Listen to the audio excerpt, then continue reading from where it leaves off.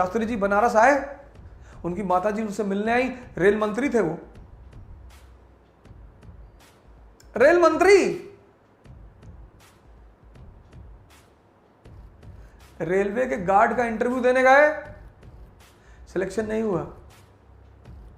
पैसा नहीं होता था कि नाव पर बैठकर नदी पार करके स्कूल चले जाए। रेल मंत्री, भारत के प्रधानमंत्री बाद में, उनकी मां मिलने आई, कहीं बेटा तुम क्या करते हो?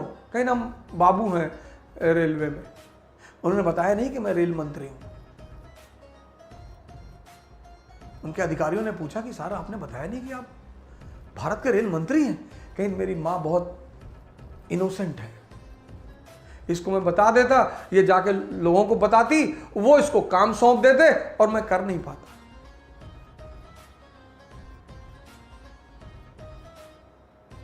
अपने बेटे के खिलाफ एफआईआर कर दी क्योंकि वो प्रधानमंत्री की कार लेकर चला गया था। चीन गए, सदरी फटी हुई थी। प्रधानमंत्री। हमने इन चीजों को इज्जत देना ही छोड़ दिया। मैं हैदराबाद गया 3 साल पहले सेमिनार लेने, फ्लाइट लेट हो गई हमारी 1 घंटा।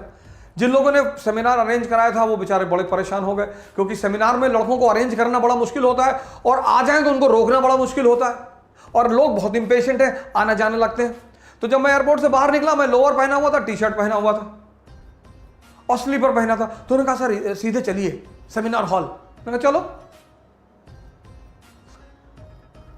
हाँ चलो, हमें कोई क्या दिक्कत, चलो।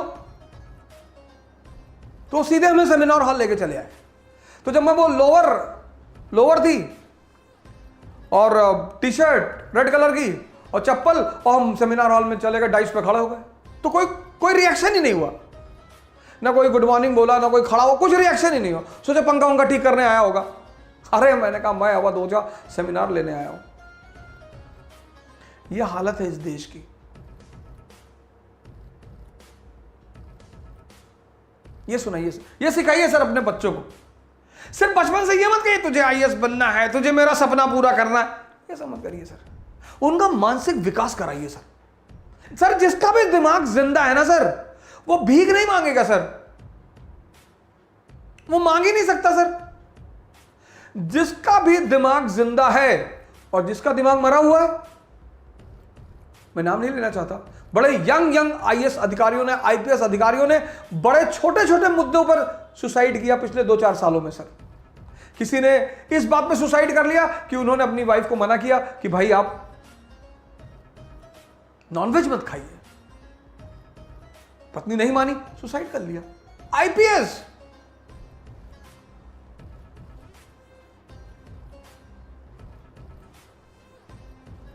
शिक्षा का उद्देश्य है दिमाग को जिंदा करना। कनेक्टिविटी सिखाइए सर।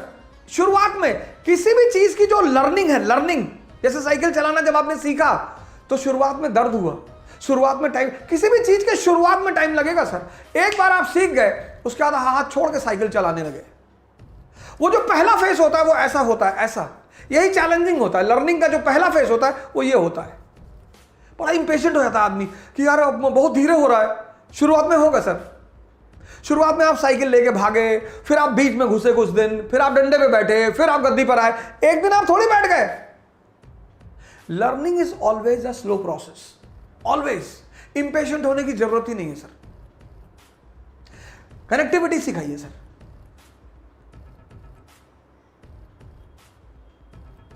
अपने बच्चों को जोड़ना सिखाइए।